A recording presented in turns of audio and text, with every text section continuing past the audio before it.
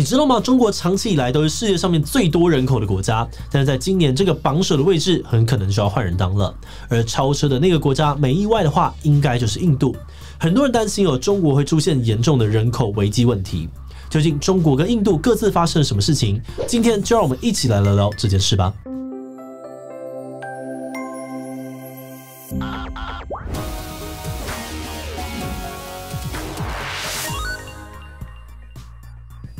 Hello， 大家好，我是志奇。根据联合国的统计从1950年开始，中国就一直是世界上面人口最多的国家。而今年的统计则指出，今年4月的印度人口应该就会达到14.28亿，可能或者已经超越中国了。为什么会说的这么不肯定呢？主要是因为印度最新的人口普查是12年前做的，所以专家们才会说估计是今年会超越中国。而如果要细看确切的时间点，说法也不太一样，有的说是4月有的说是年中或是年底才会正式的超过。但无论如何，中国人口被印度超越，应该都是迟早的事情。那这就让我们很好奇印度会因此崛起吗？而中国人口持续减少，又会产生哪些问题呢？要深入了解这个议题的第一步我们就要先来了解一下专家说的中国人口危机到底是什么。不过在开始今天讨论之前，先让我们进一段工商服务时间。换回税后，希望明年可以赚更多钱吗？提高工作能力是提高收入最好的方法。无论你是 freelancer 还是 in-house 设计师，我跟博颖合开的接案学都能够帮到你。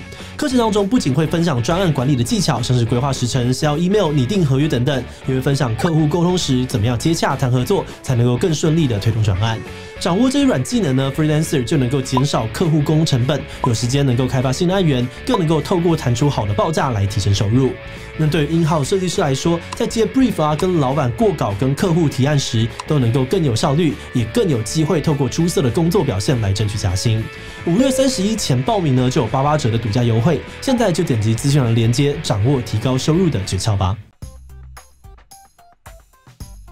2022年12月，中国国家统计局公布，他们国家的人口数60年来第一次出现负成长，比前一年少了85万人。会发生这个现象主要是因为中国面临了低生育率和高龄化的问题，因此劳动力充足、消费市场庞大等等，过去让他们经济高速发展的红利已经慢慢流失。而且，如果从悲观的角度预测，随着中国的生育率低迷、年轻人口减少、老年人口迅速的增加，整体社会的负担也将会变得越来越重。世界卫生组织预估到了2040年，中国65岁以上的老年人口将会超过25岁以下的年轻人口。而一份2019年的报告甚至预测，到了2035年之前呢，中国主要的养老基金很可能就会用完了。针对中国的人口危机纽约时报就指出，中国身为世界第2大经济体，如果国内的劳动力还有消费市场萎缩，那其实连全球的经济都会跟着受到影响。可是这几年中国不是已经用了很多方法积极提高生育率了吗？为什么人口还是往下掉，甚至输给印度呢？一个国家人口数持续成长的关键就是生育率。如果要维持人口稳定，生育率呢就要维持在 2.1， 也就是平均一对夫妇呢要生 2.1 个孩子。但中国目前的生育率低迷只有 1.2， 而印度呢比较高，生育率是2。那虽然两国的生育率呢近年来都不断的下降，但印度下降比较慢，所以人口才会渐渐的追上中国。而还有另外一个因素是，印度的人口结构还很年轻，所以即使生育率下降人口数还是会持续的增长。专家估计，到了22世纪初，印度的人口呢将会是中国的2倍。但有趣的是，1970年代时呢，中国还有印度的生育率几乎一样，每一位女性呢大概会生6胎，而且也都曾经执行过计划生育政策。但为什么最后中印两国的人口成长率会有这么大的差异呢？要回答这个问题我们要先回顾一下过去几十年中国做了哪些事情。1970年代，中国的人口就逼近了9亿。中国政府呢担心人口过剩会为国家带来负担，于是推动了一胎化政策，希望借此控制人口增长速度。包含了在全国设立负责贯彻计划的计生委员会，奖励生育少的家庭，也以强制结扎节育甚至是流产的方式来控制一个家庭的子女数量。但这个计划带来了许多的问题。因此，2015年还有2021年呢，分别放宽允许2胎还有3胎的政策，但因为教育还有生活成本的压力，或是个人选择等等的因素，生育率一直都没有显著的提升。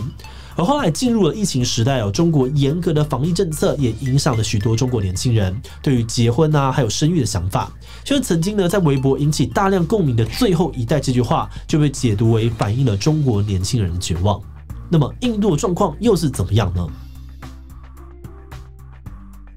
相比于中国的计划生育印度的情况稍有不同。1947年印度独立之后，人口持续的增长，在1952年呢，已经约有3.7亿人。所以同一年，政府就提出了家庭计划政策，希望降低生育率，并且减缓人口增长的速度。不过，因为政策并没有强制性，所以效果相当的有限。一直到1975年，当时具有铁娘子之称的总理呢英迪拉甘地决定采取强制且激烈的绝育手段。他政策主要的实施对象是贫穷人口，还包含了未婚男性还有异议分子。光是实施的第一年被警方强制拉去做绝育手术的男性，估计就高达620万人。当时这个政策引起了民众极大的反弹，所以2年之后，总理就宣布终止这个强制绝育政策。那从那之后呢，印度虽然还是会控制生育率，但是会以宣导以及提供避孕知识等等相对温和的方式进行。而呢，接下来的几十年，印度和中国其实类似随着国家现代化的发展，生活还有教育水准提升，两个国家的生育率都开始自然的下降。只不过印度的生育率下降的比较慢，所以人口还是慢慢追上中国。那话说回来，印度人口超越中国，那么印度是不是要崛起了呢？许多的专家认为现在的印度呢，就像30年前的中国，拥有非常庞大、年轻而且成本相对低廉的劳动力市场，这将吸引国际企业进驻投资。例如苹果还有微软科技公司呢，都开始把生产基地从中国转移到印度，希望降低劳动力成本、分散风险以及降低对于中国的依赖。而此外呢，在全球经济衰退的情况之下，印度拥有至少14亿人口的内需市场，对于国际企业也拥有极大的吸引力。他们相当看好印度的发展潜力，而这也正合印度总理莫迪的心意。2014年呢，莫迪上任之后，高喊"印度制造"的口号，希望吸引国内外的企业投资，推动印度的制造业发展还有竞争力。但理想很丰满，现实还是有点骨感。很多专家认为虽然这个印度拥有庞大的人口，但其实仍有许多问题可能会影响到国际企业对于印度的想法。例如，印度的劳动力人口普遍的教育水准不高，这可能会限制印度在高科技产业的发展。再加上性别不平等的问题，只有少数的女性能够投入劳动力市场，也限缩了发展潜力。另外，印度各邦的发展差异很大，有些地方的基础设施不够完善，跟中国相比，行政效率也比较低。所以有不少专家认为，印度如果要取代中国成为俗称的世界工厂，可能还是需要好一段时间。但即使是这样子眼看常年垄断的王座受到威胁，中国自己内部也非常的担心。除了微博上面有相关讨论之外呢，外交部发言人汪文斌也对此发表看法。他认为一个国家的人口红利优势不只是要看总人口数呢，更要看素质还有人才。他强调，目前中国的劳动人口呢依然有将近9亿，整体的教育程度也比印度更高，意思是呢中国的优势仍然存在。此外，他也进一步的表示近年中国政府呢已经积极的推动生育政策还有配套措施来应对人口老龄化。包含了前面提到的开放3胎政策，中国各个地方政府呢也提供生育津贴还有优惠，例如发放奖金提高生育奖励假期跟陪产假等等。而在2019年，中国政府也降低了申请中国绿卡以及永久居留的申请门槛，希望补足劳动力的不足。而今年初也传出了中国政府可能会延迟法定退休年龄，减缓养老基金的压力。最近几年呢，中国政府也设立了时间银行，试图解决缺乏长照人力的问题。概念有点类似这个养老互助的模式当志愿人士提供自己的时间照顾老人，那这些时数就可以换算成时间币，未来呢就可以用来兑换照护服务，形成一个正向的照护循环。不过，中国政府呢提出了这一连串措施，是不是真的有效，还需要继续的观察下去才能够知道了。人口大国虽然享有人多带来的优势但同时也会面临一些人多一定会遇到的困难，比方说各地的状况差异很大，国家政策很难一体适用等等，而且也会有各自不同的难题要解决。在研究这个议题的过程当中呢，我们最大的体悟是，似乎所有的国家随着经济还有社会的发展，最终都会迈向高龄化的社会，面临生育力下降劳动人口减少、人口老化的问题，就连台湾也不例外。那以今天这集的主角中印两国来说，中国已经在这条路上了，而印度虽然人口一直增加，但因为生育率持续的下降，所以很有可能某天也会面临类似中国的人口危机问题。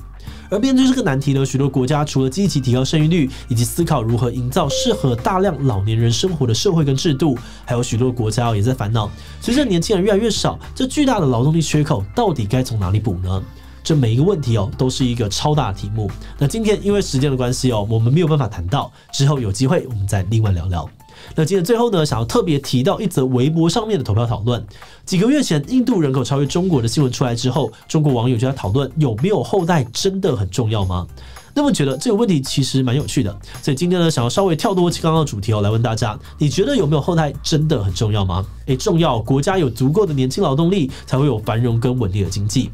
不重要，没有小孩才能够活得自由自在，自己没有想好就让它顺其自然。听其他留言分享你的想法吧。最后，如果你喜欢今天的影片，欢迎分享出去，让更多人知道印度人口要超越中国了。此外呢，也可以点击这个地方看中国的3代政策以及润学的相关讨论。那么今天的这一期就到这边告一段落，我们就明晚再见喽。